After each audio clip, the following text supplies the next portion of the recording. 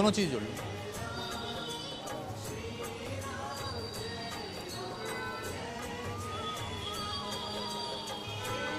रामलला की नगरी अयोध्या में रौनक है, क्योंकि ये जो रामनवमी है ये अपने आप में पौराणिक महत्व लेकर आई है। जहां एक और पूरे देश में दिवाली सा माहौल है, अयोध्या नगरी सजी है, तो भला ऐसे में देवी अहिल्या की नगरी पीछे कैसे रहती। इंदौर में भी सीता सर्वेश्वर राम हैं। जी हाँ, युवर स्वरूप में भगवान रामलला अयोध्या में विराजमान है और इंदौर में कान्ह नदी के तट पर प्रभु श्री राम का सीता सर्वेश्वर ये प्राचीन मंदिर यहाँ पर स्थापित है। और कहा जाता है कि इस मंदिर की पुनर्स्थापना की जो कहानी है वो राम मंदिर यानी कि अयोध्या के संघर्ष जैसी है। हमारे साथ इंदौर के प्रसिद्ध उद्योगपति समाज सेवी अशोक बिदासरिया जी हैं, जिन्होंने इस मंदिर के पुनर्निर्माण के संकल्प को पूरा करके दिखाया है। आज रामनवमी के मौके पर अयोध्या के संघर्ष की कहानी नहीं, बल्कि इंदौर में कान्ह नदी के तट पर बसे सीता सर्वेश्वर राम मंदिर की कहानी आपको बताएंगे और खुद अशोक बिदासरिया जी से जानेंगे कि कितना बड़ा संघर्ष रहा इस मंदिर के पुनर्निर्माण में। आज ये जो उज्जवल छवि यहाँ पर दिखाई दे रही है इस मंदिर की, उसके पीछे कड़ा संघर्ष और एक बड़ा संकल्प था। अशोक बिदासरिया जी, आपका बहुत बहुत स्वागत है। आप यूँ तो राम जी के सेवक हैं, लेकिन इंदौर की जनता की सेवा भी करते हैं और उद्योगपति होने के नाते एक बड़ा बीड़ा जो आपने उठाया था उसे पूरा करके आपने राम जी के चरणों में समर्पित कर दिया है। सर, कैसे आपके मन में ये भाव आया कि इतना पवित्र भाव था कि पवित्र मंदिर तैयार हो गया? भैया देखो, ये जो कार्य जिसके बारे में आप मुझे पूछ रहे हैं कि आपने कैसे इसका संकल्प किया, इसमें मेरा कोई संकल्प नहीं है। ये हमारे सद्गुरुदेव श्री राजेंद्र दास जी महाराज जो हैं मलुक पीठाधीश्वर, उनका संकल्प है।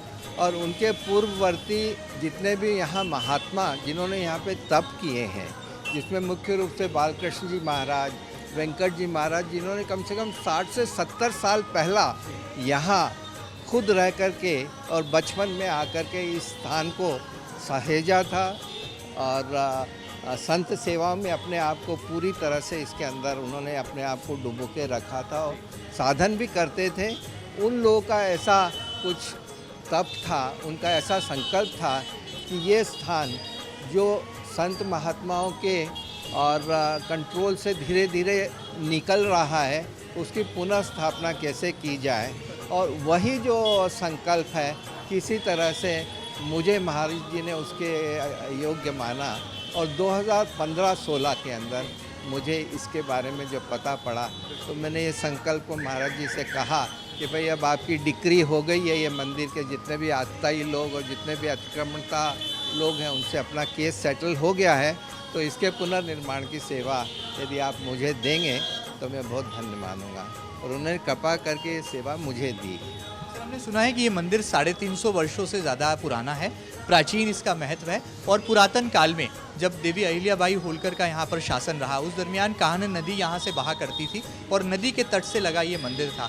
ऐसी भी मान्यता है कि जब साधु संत यहाँ पर अपने प्रवास के लिए आते थे तो यहीं विश्राम करते थे, राम जी यानी कि ठाकुर जी की आराधना करते थे और यहीं पर भोजन पाते थे। ये परंपरा को कैसे निर्बाध गति से आज भी जो है आगे बढ़ाया जा रहा है, थोड़ा सा इस मंदिर के ऐतिहासिक पौराणिक महत्व पर भी प्रकाश डाल देंगे। अब जैसा आप सब लोग जानते हैं कि 350 साल पहला ये जो स्थान जहाँ हम खड़े हैं वहाँ सिर्फ जंगल हुआ करता था। और जो कान्ह नदी जिसे आपने अभी संबोधित किया, वो कान्ह नदी अपने पूरे और ऐश्वर्य के साथ में यहाँ बहा करती थी। ऐसी नदी थी कि यहाँ पे अहिल्याबाई होलकर के पूरे परिवार ने अपनी जितनी भी छतरियाँ और जितने भी पुण्य कर्म यहाँ करना थे वो यहाँ पे घाट बनवाए, यहाँ पे उसके जो उद्धार किया मंदिर का मतलब ये घाटों का उद्धार किया और यहाँ पे इसको अपने और पूरे ऐश्वर्य के साथ में इस स्थान को डेवलप किया। परंतु हमारे जो ये स्थान है ये अहिल्याबाई होलकर के परिवार के पहला से ही यहाँ पे जो है सबसे पहला जो महात्मा आए थे उन्होंने यहाँ आकर के अपना भजन पूजन किया था। एक सिर्फ वो लंगोटी लेकर के आए थे, भजन पूजन चालू किया। शहर में यहाँ पे कोई आने जाने वाले थे नहीं, यहाँ से लेकर के और पूरा जो MG रोड है वहाँ तक का एरिया ये जो है वो रघुनाथ टेकरी के नाम से जाना जाता था और आसपास पूरा ये जंगल ही था एक तरीके से।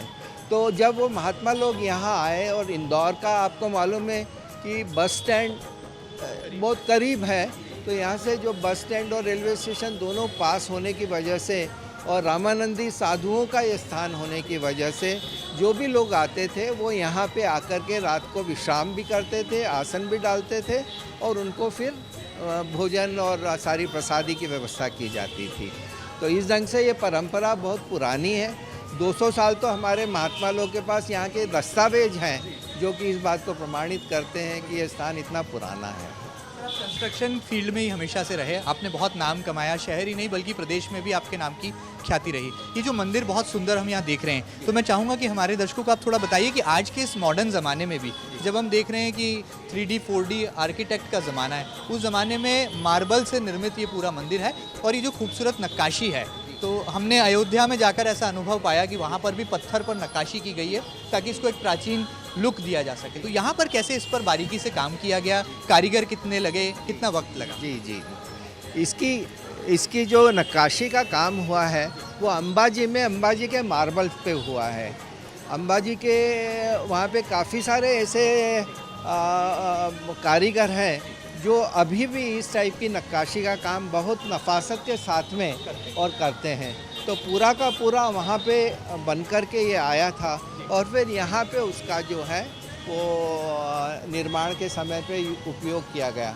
बाद में फिर सेकंड फेज़ के अंदर जो कुछ भी रह गया था वो यहीं पे फिर इसका नक्काशी हुआ है। ये भी जानना चाहेंगे कि ये जो बारीकी है, ये जो मार्बल पर इतनी बारीकी से काम करना, ये बहुत समय भी लेता है।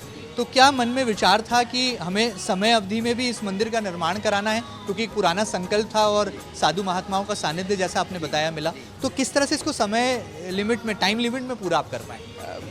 यदि मैं आपको सत्य बात कहूँ, हमने शुरू में सोचा था 2 साल के अंदर हम ये बना पाएंगे, परंतु बीच में कोविड की वजह से इसके अंदर व्यवधान आ गया। तो जो 2018 में हमारा यहाँ भूमि पूजन हुआ था वो जाकर के 1.5 साल तक तो जो है भूमि पूजन के बाद में, और कोविड की वजह से इसके अंदर व्यवधान आए। स्ट्रक्चर खड़ा हो चुका था, हमारे सारे जो निर्माण के सारे जो नक्शे रूपरेखाएं सब बन चुकी थी और यहाँ पे जो राम मंदिर में जो परिवार सोमपुरा परिवार है जिन्होंने उसकी सारी रचना की थी, उसी परिवार को बुला कर के मार्बल का काम हमने दिया था और नक्शा वगैरह हमारे यहाँ के जो MS यादव साहब हैं उनसे हमने बनवाया था। तो उसकी रूपरेखा उन्होंने बना दी थी स्थान के अनुरूप और उसके बाद में हमने उसको अपने जो सोमपुरा जी जो हैं उनके साथ में स्टेज बाय स्टेज बैठ करके उसको हमने डेवलप किया। सर, आपको कितना लगता है आपके जीवन का ये सबसे सौभाग्यशाली पल रहा जब साधु संतों ने आपका चयन किया कि इस मंदिर के निर्माण की पहली ईंट जब रखाए तो अशोक बिदासरिया जी उसमें जो है अपनी आहुति दें, अपना योगदान दें? कितना सौभाग्य का पल रहा और सीता सर्वेश्वर राम, इनकी कृपा आप पर कैसे बरसती है और आपने कोई ऐसा अनुभव है कि आपको लगता है कि राम जी का ही आदेश जैसे हुआ था जिसका पालन जो है आपने कर दिया हनुमान बनकर? भैया ये मंदिर का काम तो मैं बोलूँगा कि मेरी एक जो भावना थी कि मुझे एक भागवत कथा का पारायण यहाँ पे करवाना है किसी बहुत ही तपे हुए महात्मा से, आप्तकाम महात्मा के हाथों से और मुंह से।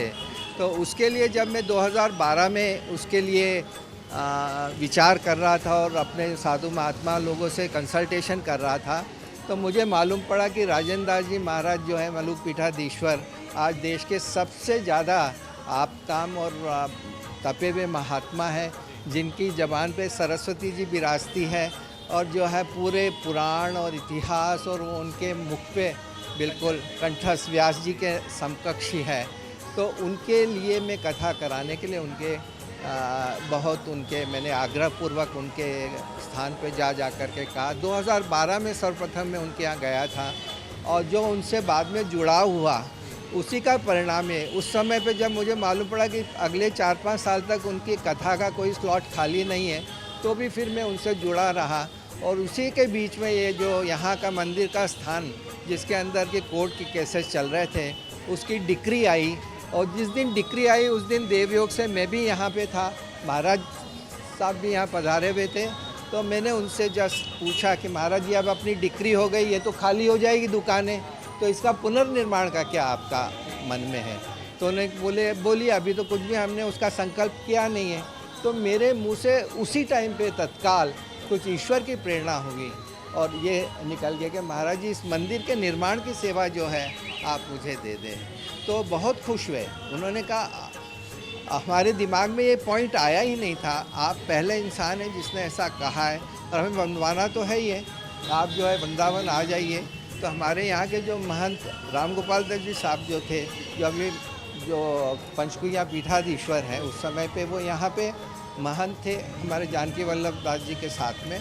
तो उनके साथ में मैं वृंदावन जा कर के उनको मैंने रूपरेखा बताई और उनके आशीर्वाद से फिर हमने काम चालू किया। तो ये तो मेरे को कथा करवाने की भावना के ब्याज से मंदिर निर्माण का जो है सुअवसर मिल गया। मेरे मन में कभी था नहीं कि मुझे कोई मंदिर निर्माण इस जगह करना है।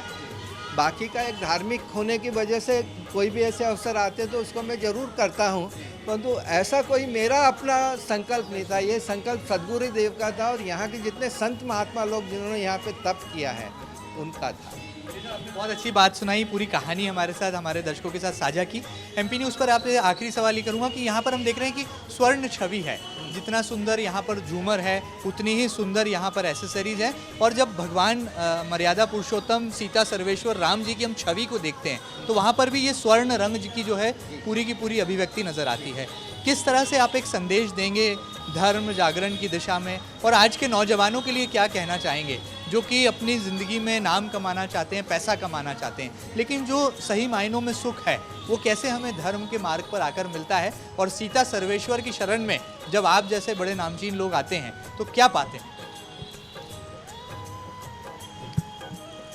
ये जो स्वरूप आप देख रहे हैं, ये स्वरूप भी और सद्गुरु के संकल्प से ही अपने आप से निरावृत हुआ है। मैं तो कहूँगा कि इसके कोई रूपरेखा हमारी नहीं थी कि इसको स्वर्ण जटित जो है हमारा सिंहासन बनेगा, या कि जो है चांदी के जो है इसके ऊपर दरवाजे लगाए जाएंगे, या कि श्वेत स्वर्ण के उसके अंदर इसका श्रृंगार किया जाएगा, धनुष जो है हमारे जो है वो स्वर्ण के रहेंगे, हमारे झूमर स्वर्ण के रहेंगे, ऐसा कोई नहीं था।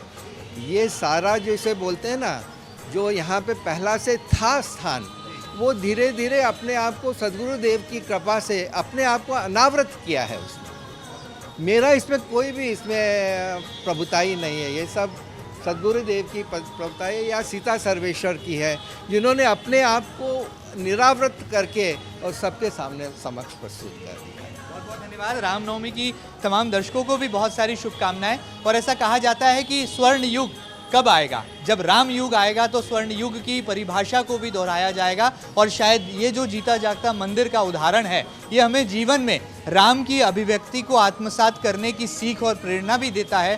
साथ ही साथ यह भी बताता है कि राम कहीं नहीं बल्कि हमारे मन में बसते हैं। यदि हमारे मन की पवित्रता और हृदय की शुद्धि के साथ राम की अभिव्यक्ति का रास्ता ढूंढा जाए तो ऐसे अनेकों मंदिरों का निर्माण भी किया जा सकता है। और देश के निर्माण की कहानी को भी राम के मंदिर के निर्माण की कहानी से जोड़कर देखा जा सकता है। फिलहाल मेरे सहयोगी अरुण यादव के साथ doctor Mahendra Singh, MP news, Indore.